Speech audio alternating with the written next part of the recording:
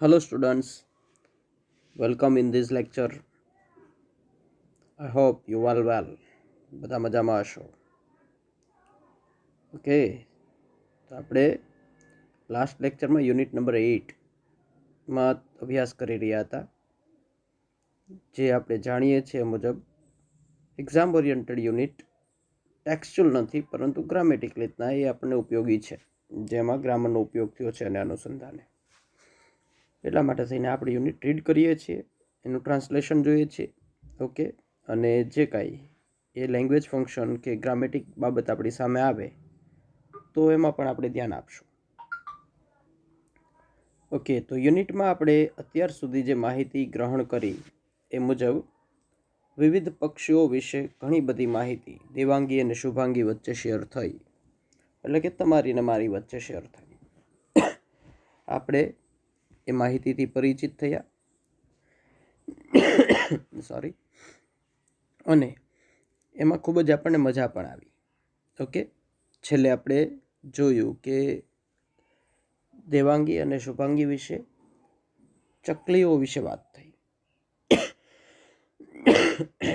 એ ચકલીઓ વિશે પણ આપણને ખબર પડી કે ચકલીઓ આજકાલ કેમ આપણને ઓછી દેખાય છે અને એ ચકલીઓને પાછી લાવવા આપણે શું કરવું પડશે. Okay,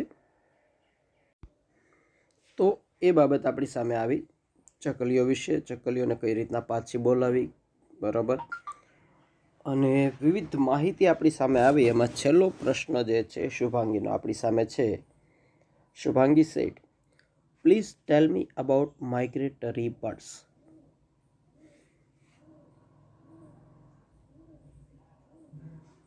please tell me about migratory birds. ત્યાં સુધી આપણે આવ્યા હતા. તો એ માઇગ્રેટરી બર્ડ્સ એટલે શું? માઇગ્રેટરી બર્ડ્સ એટલે કે યાયાવર પક્ષીઓ, વિદેશી પક્ષીઓ, આપણે ત્યાં આપણા દેશમાં મહેમાન તરીકે આવતા વિવિધ પક્ષીઓ જે છે એને માઇગ્રેટરી બર્ડ્સ કહેવાય. ઓકે, ચાલો એના વિશે હવે અભ્યાસ કરી. એના વિશે જે દેવાંગી જણાવે છે એ આપણે જાણીએ.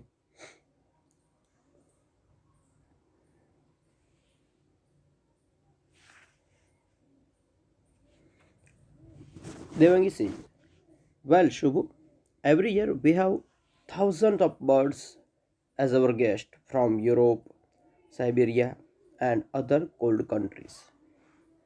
દેવાંગી જણાવે છે કે જો શુભાંગી, દર વર્ષે આપણે ત્યાં હજારોની સંખ્યામાં યુરોપથી, સાઇબેરિયાથી અને બીજા ઠંડા દેશો જે છે ત્યાંથી ઘણા બધા પક્ષીઓ આપણા મહેમાન બને છે. તે ત્યાંથી આપણા દેશમાં આવે છે. Birds like pelican, cranes, various ducks and rosy pastor travel thousands of kilometers to fly to India.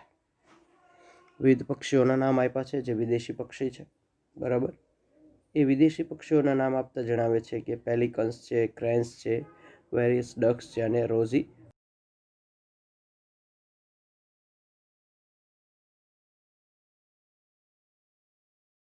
Fly to India. એ હજારો કિલોમીટર જે છે એ ઉડી અને ભારત આવે છે. હજારો કિલોમીટરની મુસાફરી કાપી અને આ બર્ડ્સ જે છે એ ઇન્ડિયામાં આવે છે.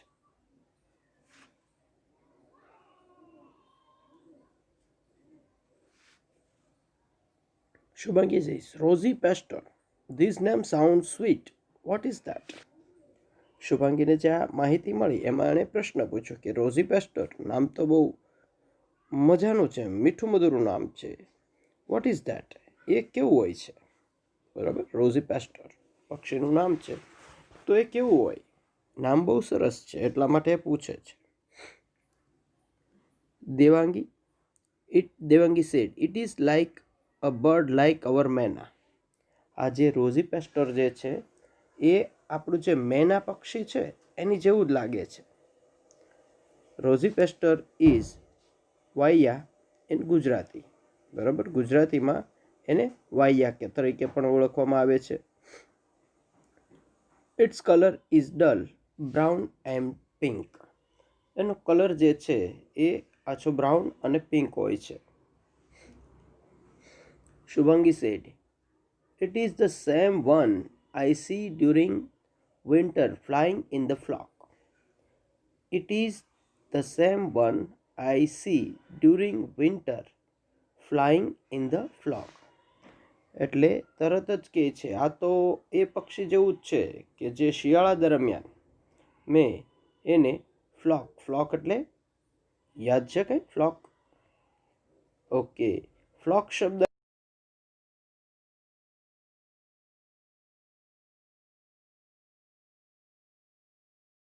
મને કોમેન્ટમાં દેવાનો છે કે ફ્લોક એ શું છે. બરાબર છે? બરાબર, ફ્લોક એ શું છે?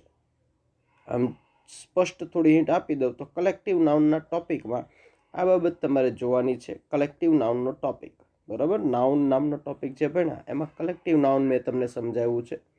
એમાં આ શબ્દ ઉપર જશો અને આનો જવાબ મને વ્યવસ્થિત આપજો કે what is the flock. Flock કોને કહેવાય? ઓકે, ઓકે, તો એ ફ્લોક શેની માટે વપરાય છે એ કલેક્ટિવ નાઉનના ટોપિકને જોઈ અને મને કમેન્ટમાં જવાબ આપજો. અહીંયા શુભાંગી કહે છે કે શિયાળા દરમિયાન મેં આવા ઘણા બધા પક્ષીઓને આકાશમાં ઉડતા જોયા છે. Devangi said, good observation. These bird arrives in India in June or July from Europe and returns in March or April. જો એ જે રોઝી પેસ્ટર જે છે એની વિશે દેવાંગી જણાવે છે કે તારું અવલોકન સારું છે. બરાબર, ઓબ્ઝર્વેશન એટલે કે અવલોકન. તારું અવલોકન સારું છે. This bird arrives in India in June or July. આ પક્ષી જે છે એ ભારતમાં જૂન કે જુલાઈમાં આવે. ફ્રોમ યુરોપથી આવે છે. And returns in March April, અને એ માર્ચ એપ્રિલમાં પાછા જતા રહે છે. બરાબર, જો હવે સમજો અહીંયા આગળ જૂન જુલાઈમાં એ આવે છે. બરાબર, એટલે કે એ જૂન અને જુલાઈમાં યુરોપથી અહીંયા આવે છે અને અહીંથી માર્ચ અને એપ્રિલમાં જતા રહે છે. હવે આ જૂન જુલાઈ અને માર્ચ એપ્રિલ એ આપણી માટે એક અગત્યના મહિના કહેવાય, કારણ કે આપણે પણ વેકેશન જૂનમાં ખુલે, બરાબર, અને માર્ચમાં એપ્રિલ હોય, અથવા તો એમ ગણીએ કે જૂનમાં આપણું વેકેશન ખુલે અને એપ્રિલમાં પરીક્ષા હોય. એટલે આપણે એક અંદાજો લગાવીએ કે કદાચ આ પક્ષીઓ અહીંયા ભણવા તો નહીં આવતા હોય ને. સમજાય છે? જૂન જુલાઈથી માર્ચ એપ્રિલ સુધી આવે છે. તો આમ જોવા જઈએ તો શૈક્ષણિક યર જે છે જે અત્યાર સુધી ચાલતા હતા, આ વર્ષને આપણે કેલ્ક્યુલેટ નહીં કરીએ, બરાબર, પણ એવરી યર જે હોય છે એ મુજબ આવી જ કંઈક આપણી પેટર્ન છે. બરાબર, જસ્ટ કિડિંગ હો, જેને સિરિયસલી નહીં લેતા કે આ લોકોની સ્કૂલ ક્યાં હશે, નાની યુનિવર્સિટી ક્યાં હશે. ચાલો, તો રોઝી પેસ્ટ્રો જે છે એ જૂન જુલાઈમાં આવે છે અને માર્ચ એપ્રિલમાં જતા રહે છે, કારણ કે એટમોસ્ફિયર માર્ચ એપ્રિલ પછી આપણે અહીંયા એકદમ હોટ ચાલુ થઈ જાય છે અને એ વાતાવરણમાં રહી ન શકે. બરાબર, જૂન જુલાઈથી જે થોડું ઘણું ઠંડુ વાતાવરણ થઈ જાય છે ત્યારે અહીંયા આવવાનું ચાલુ કરે છે. એટલે કે ચોમાસું અને શિયાળો એ અહીંયા કાઢે છે અને પછી અહીંથી જતા રહે છે. How do they travel without any map, said Shubhangi. Shubhangi કહે છે કે how do they travel without any map. કોઈ નકશા વગર એ લોકો કઈ રીતના મુસાફરી કરી લેતા હશે. બરાબર, વિચારો, હજારો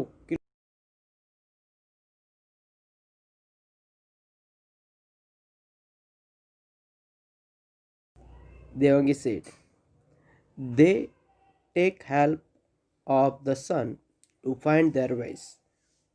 They take help of the sun to find their ways. આ પક્ષીઓ જે છે એ સૂર્યની મદદ લઈ અને પોતાનો રસ્તો જે છે એ શોધે છે. બરાબર, સૂર્યની મદદથી એ પોતાનો રસ્તો શોધે છે. While they come, they travel in the early morning and during return migration they fly in the evening. આ લોજિક, આ સાયન્સ ખરેખર ખૂબ જ સમજવા જેવું છે. while they come they travel in the early morning. જ્યારે તેને ત્યાંથી આવવાનું હોય છે, પોતાના દેશમાંથી આવવાનું હોય છે, ત્યારે એ વહેલી સવારે ત્યાંથી નીકળે. બરાબર, અને જ્યારે અહીંથી જવાનું હોય ત્યારે મોડી સાંજે અહીંથી નીકળે, ત્યાંથી વહેલી સવારે નીકળે, અહીંયા સાંજ પડતાની સાથે નીકળે. એટલે એનું આખું જે શેડ્યુલ છે એ કેવું થયું, દરરોજ આ નથી પાછા અપડાઉન કરતા. એનો મતલબ એવો થયો કે એ જ્યારે જૂન જુલાઈમાં નીકળે છે પક્ષી, ત્યારે એ ત્યાંથી સવાર પડી એટલે નીકળી ગયા. સવાર પડ્યાનો મતલબ એવો થયો કે દિવસનો સમયગાળો છે, એટલે એને જે મુસાફરી કરવાની છે એમાં અંજવાળું જોવા મળશે. બરાબર, એ ઉડતા ઉડતા ઉડતા ઉડતા સવારથી નીકળી ગયા. તો જ્યારે ત્યારે પૃથ્વીનો જે ગોળાર્ધ છે, એ પૃથ્વીનો ગોળાર્ધ એ આપણે જાણીએ છીએ કે એક સાઈડ અંજવાળું હોય છે ને એક સાઈડ અંધારું હોય છે. મીન્સ કે એક જગ્યાએ દિવસ હોય છે, એક જગ્યાએ રાત હોય છે. તો આ ગોળાર્ધ જે છે એ ગોળાર્ધ પ્રમાણે એ વહેલી સવારે નીકળે એટલે એ હંમેશા પ્રકાશમાં તે અંજવાળા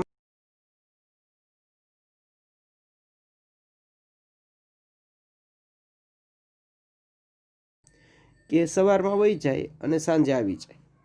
આપણા દેશના પક્ષીઓ જે છે, બરાબર, એ પક્ષીઓ પણ સાંજે જ રિટર્ન થાય છે. તો એ મુજબ આ પક્ષીઓ પણ જ્યારે મુસાફરી કરવાની છે, પોતાના ઘર તરફ પાછું જવાનું, પોતાના દેશ તરફ પાછું જવાનું છે, ત્યારે સાંજનો ગાળો જ પસંદ કરશે. એટલે કે જે આછું અંજવાળું જે છે, બરાબર, અંધારા પહેલાંનું જે આછું અંજવાળું જે છે એ અંજવાળે બરાબર, એ પોતાના દેશમાં પહોંચી જશે એક સરખા જ વાતાવરણમાં. રેડી? કારણ કે આ લોકો કંઈ આપણી જેમ મુસાફરી કરે ત્યારે હોલ્ડ નથી લેતા ક્યાંય, બરાબર, એ સીધા મુસાફરી પૂરી કરીને આવે છે ત્યાંથી. Shubhangi says, do they all use the same pattern for migration? શુભાંગીનો નવો પ્રશ્ન, અને આપણી માટે પણ નવો પ્રશ્ન, નવી માહિતી. Do they all use the same pattern for migration? Migration એટલે સ્થળાંતર. પહેલાં મેં તમને કીધું કે સ્થળાંતર કરવા માટે આ બધા જ પક્ષીઓ એક જ પેટર્નનો ઉપયોગ કરતા હશે, બરાબર, એક જ પદ્ધતિથી આવતા હશે. દેવાંગી જઈશ, of course not. Migratory birds fly in different patterns. ચોક્કસ નહીં, કારણ કે જે આ સ્થળાંતરિત પક્ષીઓ જે છે એ બધા અલગ અલગ પેટર્નથી ઉડતા હોય છે. Birds like cranes, ducks and geese fly in a formation of V shape. Okay, આની માટે તમારે આકાશમાં ઓબ્ઝર્વેશન થોડું કરવું પડશે કે વી શેપમાં કેટલાક પક્ષીઓ આવે છે. ડક છે, ગીઝ છે કે ક્રેન્સ છે, એ બધા વી ફોર્મેશનમાં ઉડે છે. વી ફોર્મેશન એટલે શું મિત્રો? તો કે વી ફોર્મેશન એટલે પહેલાં એક આગળ પક્ષી છે, એ પક્ષીની પાછળ બીજા પક્ષીઓ જે છે બે છેડે, જેમ વી છે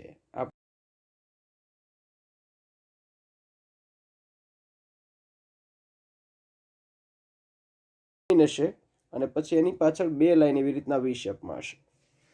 તો એક પેટર્ન એવી છે. ઓબ્ઝર્વ કરજો, આકાશમાં જોવા મળશે તમને.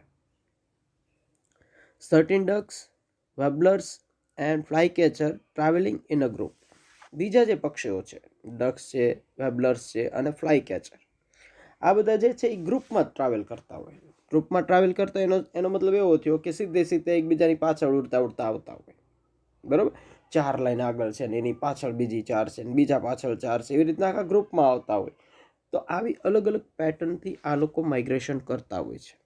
પોતાના બોડી પ્રમાણે, પોતાની પાંખો પ્રમાણે એ આ ઉડવાનું પસંદ કરતા હોય છે. આ પેટર્ન જે છે એપ્લાય કરતા હોય છે. ક્લિયર? ઓકે.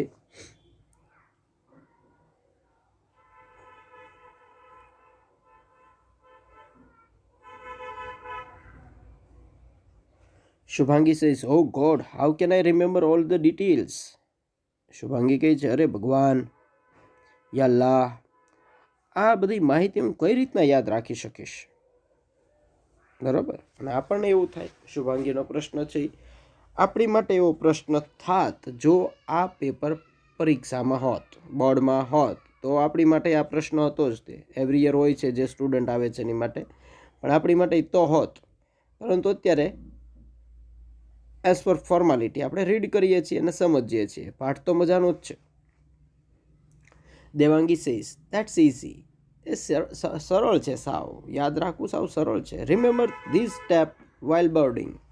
જ્યારે પક્ષીઓ વિશે અભ્યાસ કરી રહેતા હોય ત્યારે નીચેની બાબત જે છે એ ધ્યાનમાં રાખવી, એ યાદ રાખવી. રિમેમ્બર એટલે યાદ રાખવી.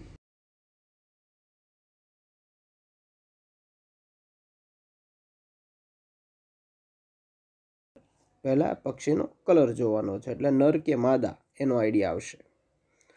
ઓબ્ઝર્વ ઇટ્સ સાઇઝ, પછી એનું કદ કેવડું છે એ જુઓ. કદ કેવડું છે એ જોશો એટલે ખબર પડશે કે અમુક પક્ષીઓ શિકારી છે, અમુક જે છે એ નાના પક્ષી છે. તો સાઇઝને આધારે એ આઈડિયા આવશે. Notice the shape and length of the bill and tail. બીજી બાબત, એ જે પક્ષીઓ જે છે એની ચાંચ અને એની પૂંછડી જે છે એનો આકાર કેવો છે, એની લંબાઈ કેવી છે, એ ધ્યાનમાં રાખો. આ વિભાજન કરો ટૂંકમાં.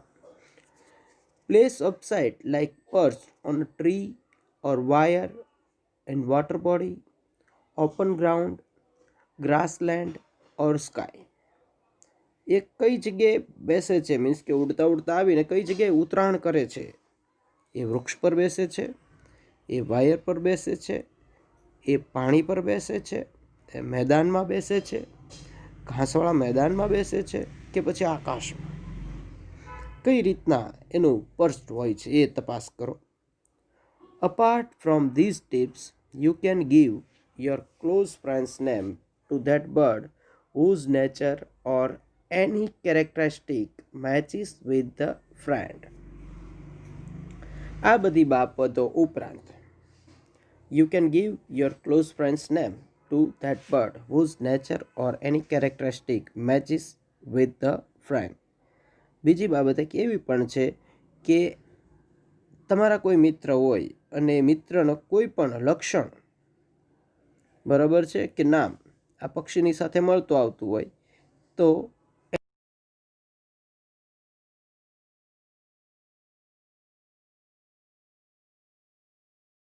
કામ છે. આપણે કોઈ પર કટાક્ષ નથી કરતા, કોઈની મજાક નથી કરતા, બરાબર છે. તો આપણે એને શું કહીએ છીએ? ઓકે, હાલો તમે બોલી ગયા, મેં સાંભળી લીધું છે, હું વિશેષ ચર્ચા નહીં કરું, બરાબર. કોઈનો અવાજ મીઠો છે તો આપણે એને શું કહેશું? અચ્છા, કોયલ કહેશું. ઓકે, સરસ, શાબાશ.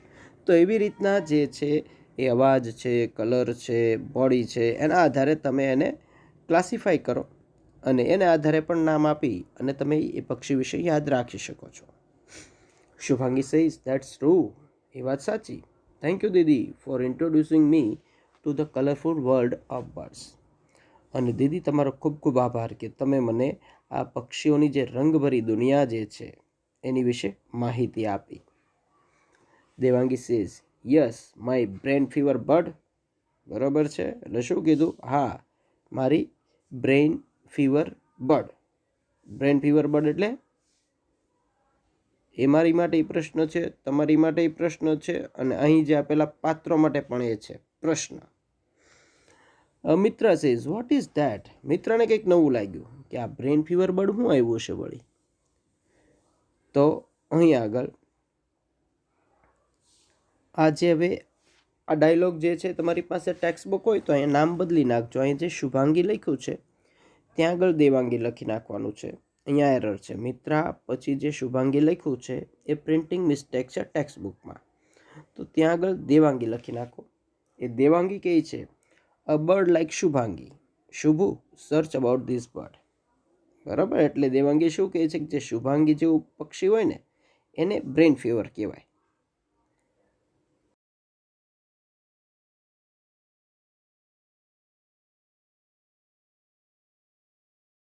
બતાણી યુનિટ દરમિયાન તો બધું પૂછપૂછ બહુ કરે છે, બધું જાણવામાં ખૂબ રસ છે, વાતો ખૂબ કરે છે. તો એ જે છે એ માથું ખાઈ ગઈ કહેવાય, બરાબર. તો એવા પક્ષી વિશે તમે સંશોધન કરો એવું દેવાંગીનું સૂચન છે. Mitra said remember Shubhu, we need birds on the earth as the eat up insect harmful to the our crop. Remember Shubhu. Shubhangi એ બાબત યાદ રાખજે. We need birds on the earth as the eat up insect harmful to our crops. એ યાદ રાખજે કે પક્ષીઓની આપણે ખૂબ જરૂર છે આ પૃથ્વી ઉપર. વી નીડ બર્ડ્સ ઓન ધ અર્થ. આ પૃથ્વી ઉપર આપણને પક્ષીઓની ખૂબ જરૂર છે, કારણ કે તે જે આપણો પાક હોય છે, અનાજનો પાક, એમાં જે હાર્મફુલ ઇન્સેક્ટ હોય છે, બરાબર છે, હાનિકારક જીવાણુ જે હોય છે એને એ ખાઈ જાય છે. બરાબર, આપણે આઈડિયા છે કે ખેતીમાં પક્ષીઓનું કામ ઘણું સારું આપણને જોવા મળે છે કે અમુક પ્રકારની જીવાત જે છે તો એ આપણા પાકને મોટો નથી થવા દેતું, એને ઉજરવા નથી દેતું. તો ત્યારે આવા પક્ષીઓ જે છે એ એને ખાઈ જાય છે અને આપણે સારો પાક લઈ શકીએ છીએ. They are also helpful in spreading of seeds. They are also helpful in spreading of seeds. આ ઉપરાંત આ પક્ષીઓ જે છે એ આપણને બીજ જે છે એ બીજ સ્પ્રેડ, બરાબર છે, સ્પ્રેડ એટલે એક જગ્યાએથી બીજી જગ્યાએ વેરવું, વેરવામાં આપણને મદદરૂપ થાય છે, પાથરવું, બરાબર છે. તો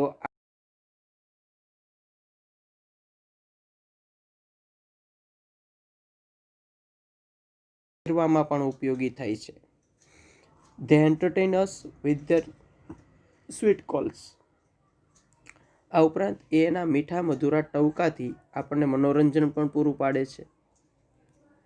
ટેક કેર ઓફ બર્ડ્સ, પક્ષીઓની કાળજી રાખવી જોઈએ. They are the true indicator of a healthy environment. They are the true indicator of a healthy environment. ખરેખર તો વાતાવરણ કેટલું સ્વસ્થ છે એના ઇન્ડિકેટર પક્ષી છે. વાતાવરણ સારું હશે તો પક્ષીઓ જાજા હશે, વાતાવરણ સારું નહીં હોય તો પક્ષીઓ સારા હશે નહીં. તો સારા પર્યાવરણના સૂચક છે આ પક્ષીઓ. શુભાંગી સે થેન્ક યુ દીદી. અને શુભાંગી જે છે એ મિત્રા દીદીનો પણ આભાર માને છે. ઓકે, તો આટલી માહિતી આ યુનિટની અંદર આપણી સામે લેખકે સરસ મજાની મૂકી છે. ઓકે, તો ચાલો અહીં આગળ એઝ અ ફોર્માલિટી આપણે આ યુનિટને કમ્પ્લીટ કર્યું. હવે આમાં જોઈએ કે ગ્રામરની બાબતમાં આને આપણે કઈ રીતના જોઈ શકીએ, ગ્રામરમાં આપણે આમાંથી શું મેળવી શકીએ કે કઈ રીતના ઉપયોગી થઈ શકીએ એ બાબત આપણે પકડવા પ્રયત્ન કરીએ આમાંથી. તો ચાલો શરૂઆતમાં પહેલાં સાવ લઈ જાઉં તમને ટેક્સ્ટ બુકમાં.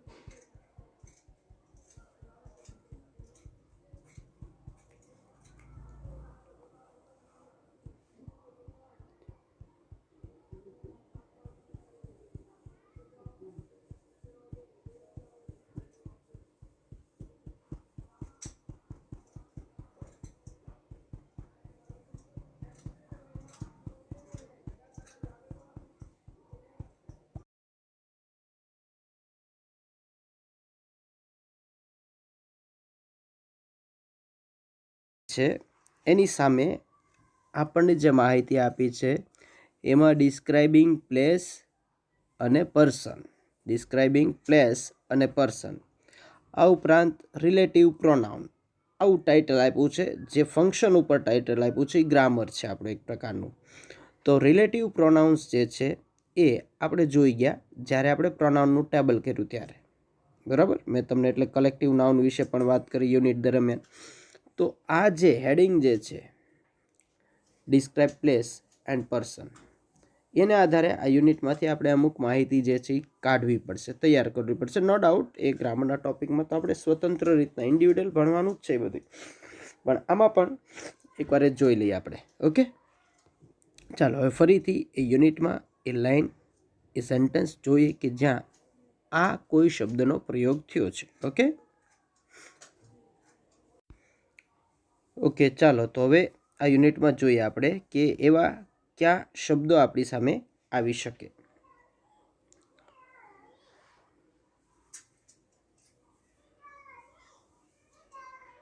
ચાલો, Mitra's friend has come to stay couple of days. Devangi student of second year MS university. Okay, તો ત્યાં આગળ આપણને એવી કોઈ બાબત હજી ક્લિયર થતી નથી. સોરી, ત્યાં હજી એવી બાબત કોઈ આપણી સામે ક્લિયર થતી નથી. હું જ્યાં એવા શબ્દો છે ત્યાં તમને ખાલી હાઇલાઇટ કરી બતાવું એટલે તમને આઈડિયા આવી જશે.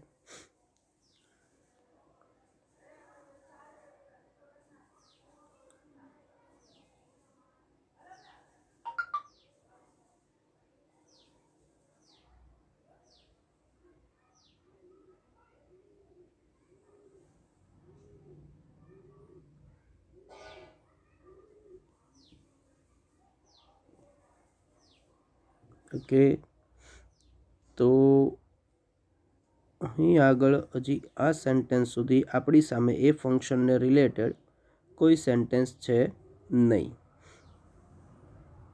હજી આપણે આગળ તપાસ કરી જોઈએ.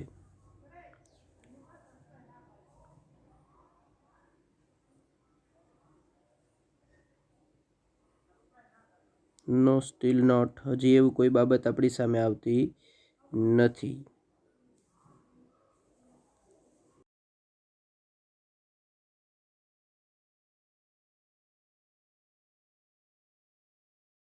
એક બાબત લ્યો, ચાલો એ તમને બતાવી દઉં છું.